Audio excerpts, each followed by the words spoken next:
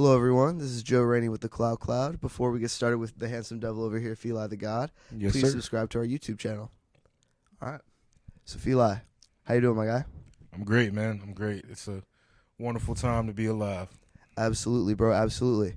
So, you got a project coming out soon, right? Yes, sir. When the party is over. Yes, sir. I said with the first take, I got it wrong. When the party ends. When the party's over, but you were close. Oh my God. When the party's over, not when the party ends. Remember that. When the party's over. It's available for pre-order right now. Yes, sir. And it is coming out on January 1st. Yep. Can you tell me the overall vision behind the project? Like, what do you got going on for it? So, to be completely honest, back in, I want to say like May, June-ish, I just decided that like I was kind of going to give this one more year of like putting every dollar I had into it, like, just making the sacrifices that I've been making. I'm a father, so like I just kind of got to a point where I was like, I don't want to keep sacrificing everything anymore. So I just kind of started working on a project. It really had no direction. It had no overall vibe. It was just songs. And that was going to be what the project was at first. And then in the beginning of August, someone who was a close friend of mine, we had a really bad falling out. I don't fuck with him at all anymore. But that actually made me go back to the drawing board. Because for me, like the type of music I make, I'm always putting what I'm going through into my music. So I scrapped every song I had already had recorded except like one. Went back to the studio, locked in, got with some great producers. Shout out Cito on the beat. Shout out my homie KFK made it. My Billboard homie. Shout out to him.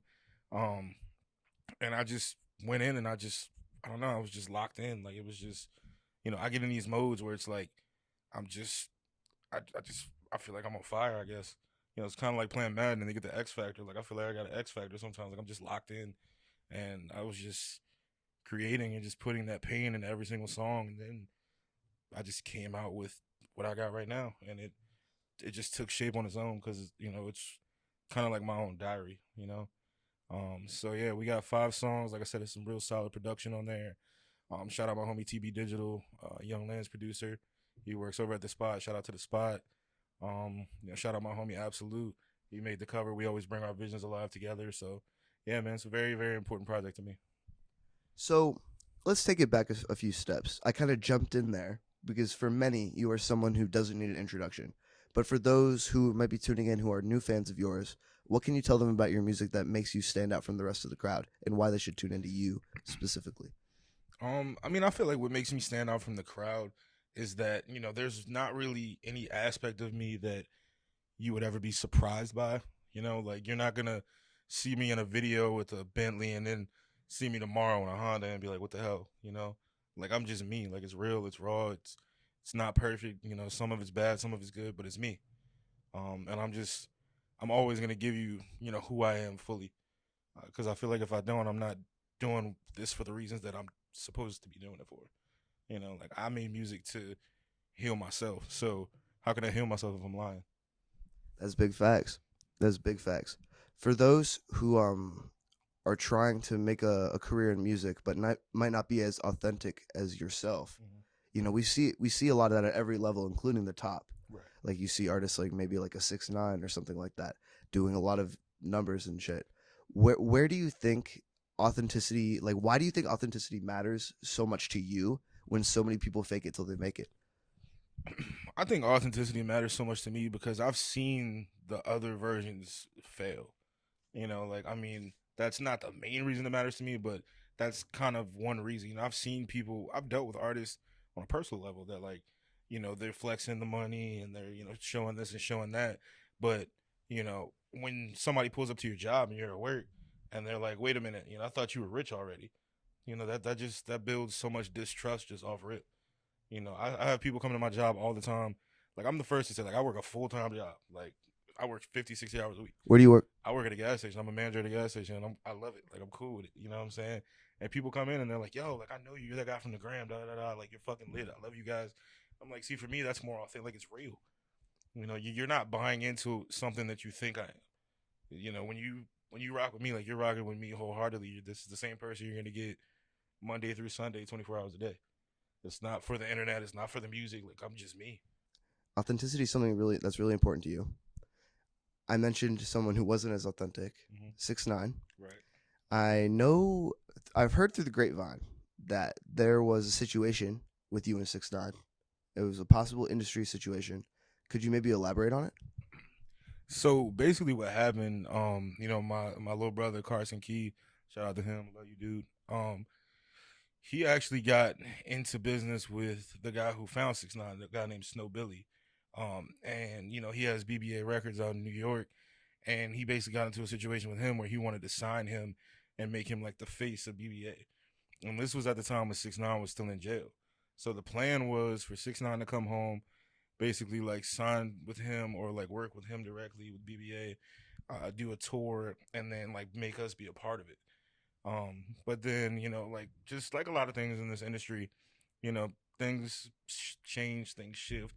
Stuff just doesn't go as planned, and ended up not materializing. But like I always look at it as, whatever's meant to happen is gonna happen. I've had label meetings and met with different people, and you think you got something locked in, and then something else pops up, something changes. So it is what it is. I mean, shout out to 6ix9ine. I know that's an unpopular thing to say right now, but shout out to 6ix9ine.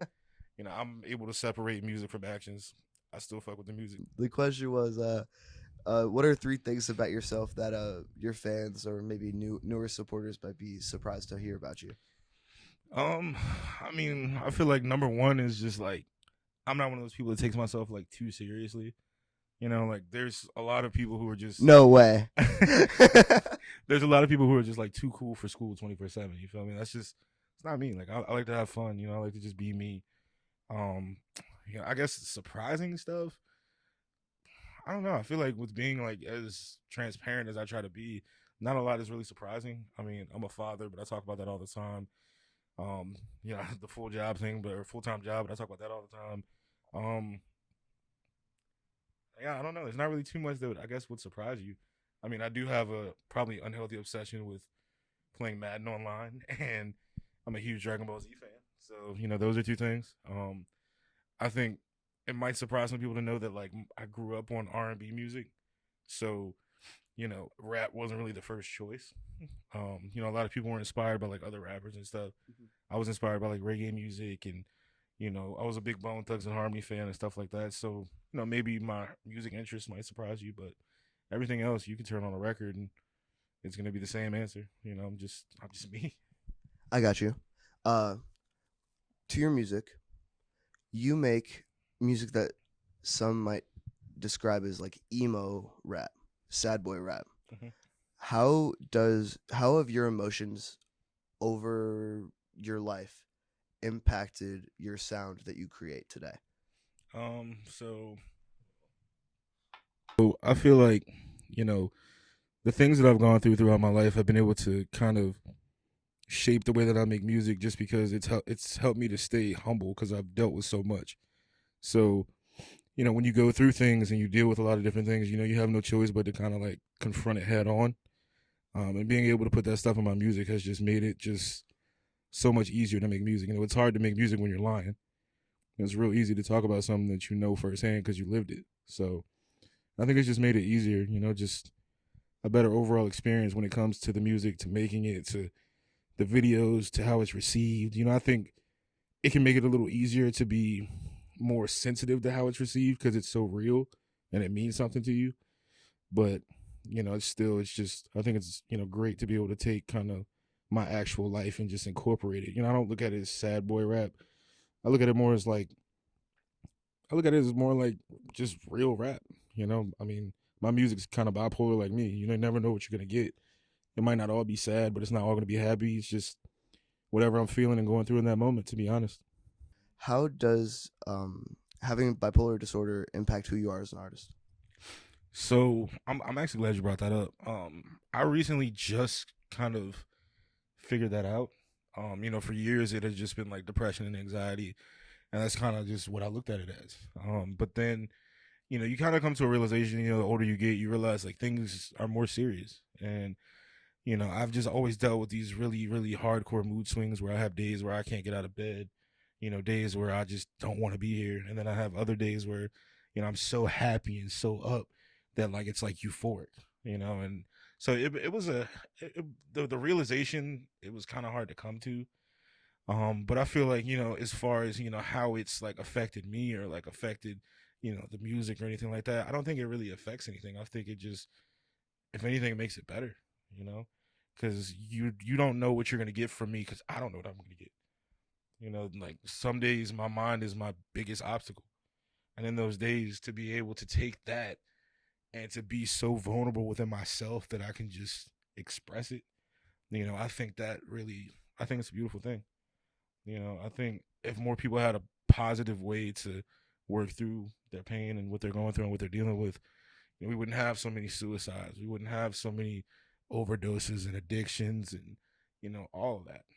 I'm not perfect by any means. I still drink, I still smoke, whatever the case may be. But, I think if everybody had a way to kind of channel that, we'd be in a much better position. So, if anything, shout out to bipolar disorder because you haven't done anything to stop me and you never will. So That's real. Was there ever a point where like you were struggling a little more than before, and there was like a moment where you had to like overcome it to really get where you are now? um I would say probably about 3ish years ago. I had just went through a lot. Like I had just lost my apartment. I had to move, and cram me and my family, my brother. Like we crammed everybody into a 2-bedroom apartment. On top of like my homie who was already living there, who was just looking out for me, and it was just a really, really, really rough time in my life. I felt like I failed as a man, and at that point I was so young. I think I might have been 22, and I didn't even know how to handle my depression yet, let alone knowing that I had something deeper going on. And in those times, like I had a lot of self-destructive behaviors. I did a lot of things to try to push people away because I can't, you can't hurt me if I don't even let you get close. And so in those days, like it was bad. Like it was a point where I almost took my own life a couple times. I tried, and I remember one instance like the gun jammed, and like I'm lucky to still be here to this day. Um, but I definitely had those times. I'm glad you're here too, man. Thank you, thank you. I mean, I survived, and to be able to look back on that and to be able to like still share laughs with my daughter or like still be able to kick it with the homies or just to be able to do anything. Like I don't take life for granted anymore. Because I know like how close I was to really not being here, and it was because I didn't want to be here. So I mean, I look at it all as a blessing. Like there's no, your circumstance is just what you make it. There's no such thing as a bad if you don't allow it to be bad.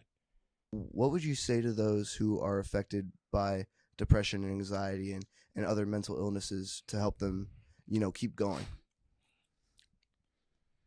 Damn. I would say, no matter what I say or anyone else says, it's gonna sound cliche to you because nobody walks in your shoes. I've always hated when people tell me I feel you. I totally get it because you don't. You don't know what it's like to wake up and want to die. You just don't. And even if you do, you don't know what it's like for me. I don't know what it's like for you.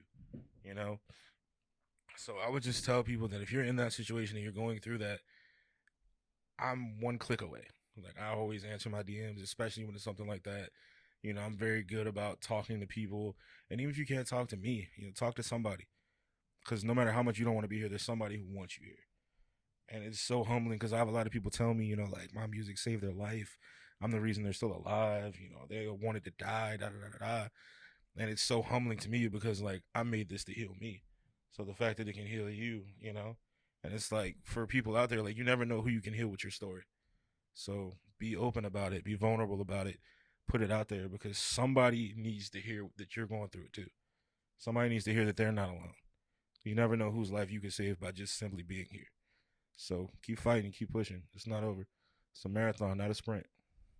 That's got to be an incredibly surreal feeling to be able to touch people in that way and such a personal and deep level. I can't even imagine. So congratulations on that. Thank you. That is amazing. You were doing the work that many wish that they can. Thank you. On a potentially maybe lighter note, face tats. What's the meaning? What is it? What does it say? Maybe not everyone on the camera can see it.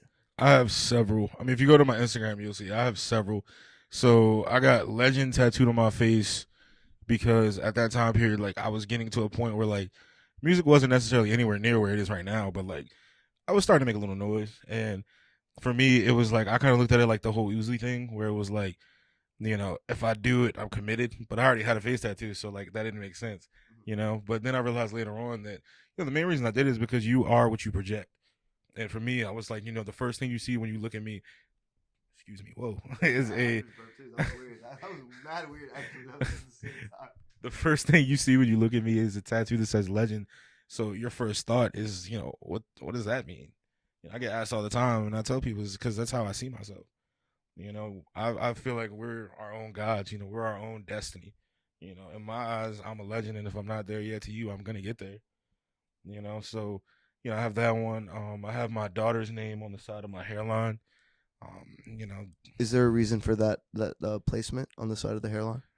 um, not really. Not placement wise. I knew from jump I wanted it on my face. Like that was that was number one. Placement wise, not really, but obviously she's a huge, huge, huge inspiration for me. Her and my stepkids and like huge inspirations for me. So, like family to me is extremely important because I come from a broken home. So that's why like I treat my whole team like family. Like we joke, we talk shit to no end. I hate them so much, but family's important to me. Like it's real. And then I have the two tears on my face. Just for losses and thing of that nature. And I think that's all the tattoos I have on my face. I think that's all the ones I have so far, but I'm not done. But yeah, I mean, tattoos and stuff used to be super taboo, but I look at it now like I've had better jobs than some people's parents with tattoos all over my face. Like, just be you. I think the world's gotten a lot more progressive there, especially as the arts have expanded and become more of a focus to Right. like a lot of people. I think like there's the saying like if you go to college, like don't get an arts degree because it's worthless. Like a lot of people feel that way, but I think especially in Richmond where VCU is so present and it's a great art school, I think there's a lot of change there. Right.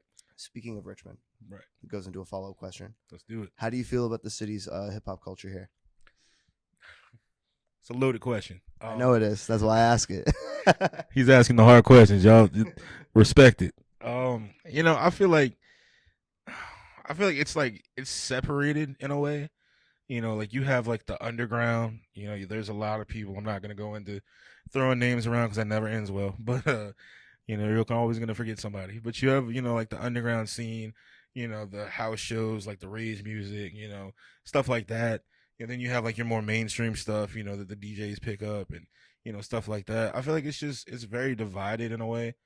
I feel like as someone who's kind of an outsider, because I'm not from Richmond. My brother Petey, who I started Dub Life with, he's not from Richmond. Most of my guys aren't from Richmond.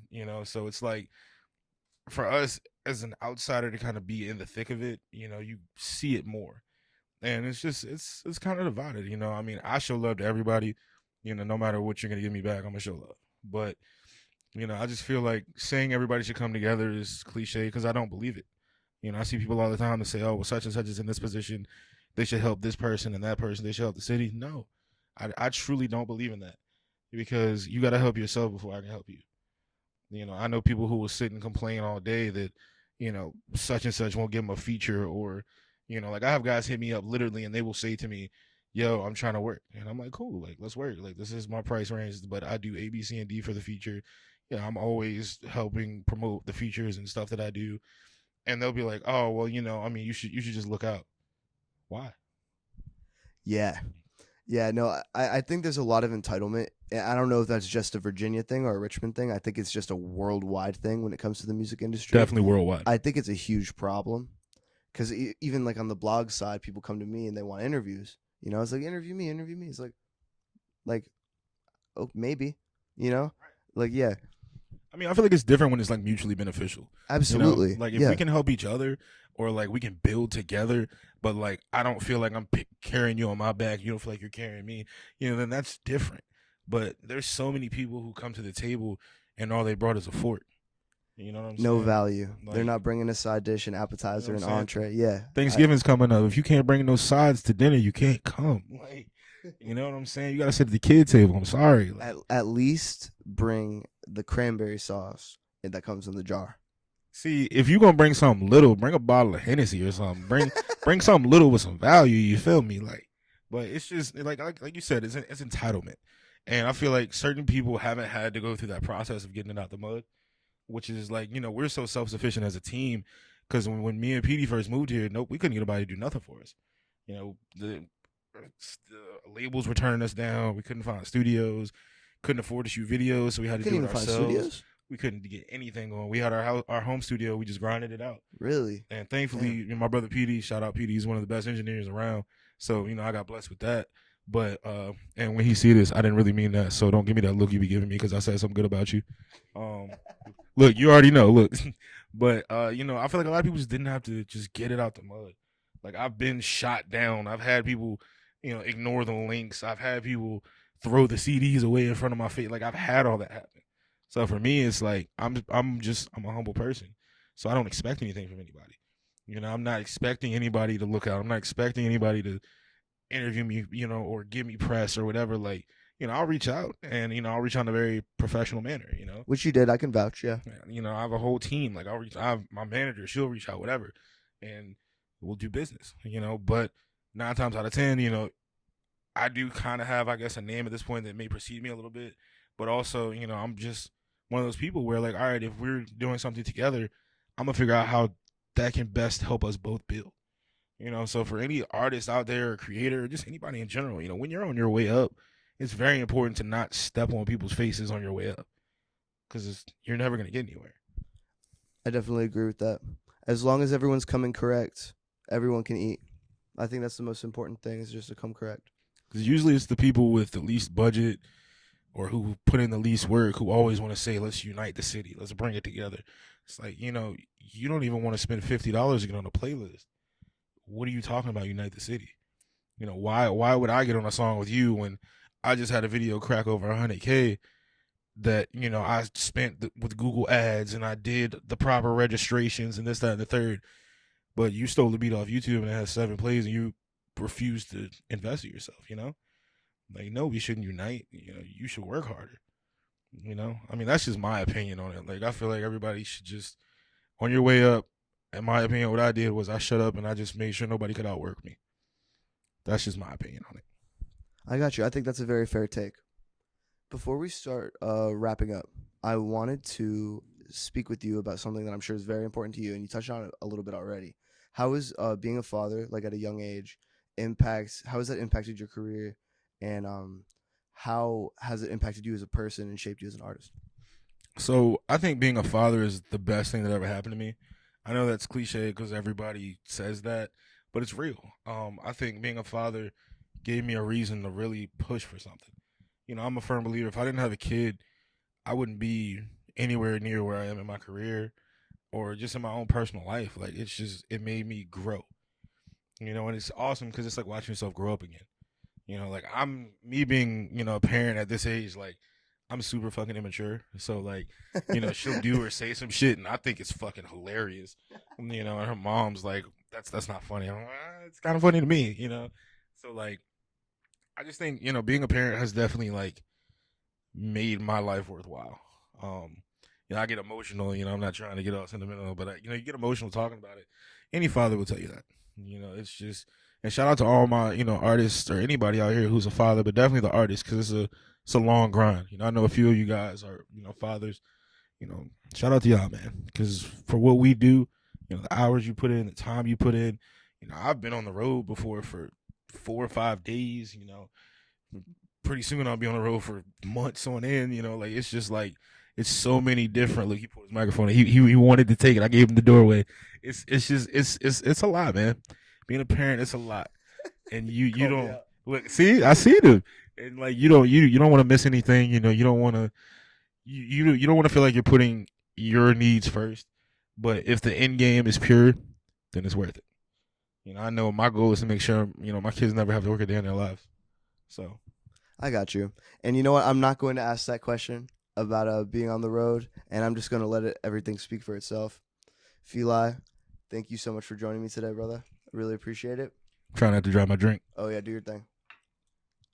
Always a pleasure, my That was man. low-key a little awkward, but it's all It wasn't. good. It wasn't. It wasn't. All right, so Fila, after all this, any last words? Wendy's 4 for $4 is cool, but Burger King is slept on. I thought Arby's was stupid until I became an adult, but it really slaps. Curly fries are OC. See, that's what I'm talking about. If she doesn't swallow, give her an unfollow.